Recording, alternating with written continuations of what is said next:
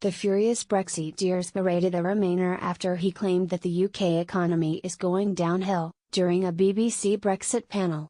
Remainer Zohaib Ahmad told BBC Newsnight, "As a young British individual, I worry about me and my friends and how our future is going to be impacted on this Brexit decision. So the economy, let's be real, is going downhill, and that is due to Brexit." Brexiteer Catherine Leavesley, who was also on the panel, called the Remainers' claim absolute rubbish and said, "You don't know what you're talking about." Brexit news: Brexiteer furious as Remainer claims that the UK economy is going downhill. "I'm afraid I disagree with you that leaving the European Union is going to have such a bad impact on our economy, because one thing I hadn't personally factored in when I was thinking how to vote was that the pound would fall." Gareth Howell. Mr. Ahmad added, "You're talking about long term, but your long term is the next 50 years, but not in the next 20 years.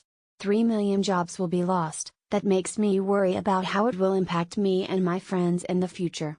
The loss of 3 million jobs is a claim that has been around since 2016 and has been mentioned by numerous politicians, including Liberal Democrats, Danny Alexander, and Nick Clegg, as well as Ed Balls and even former Prime Minister David Cameron.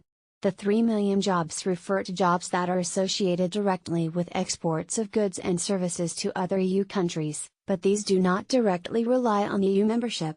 Remainer Gareth Howell admitted that he regretted voting Remain, and disagreed with Mr. Ahmad's point. He said, "I'm afraid I disagree with you that leaving the European Union is going to have such a bad impact on our economy, because one thing I hadn't personally factored in when I was thinking how to vote was that the pound would fall." Now, the pound falling has not been good for everything, of course. It has put prices up in the shops.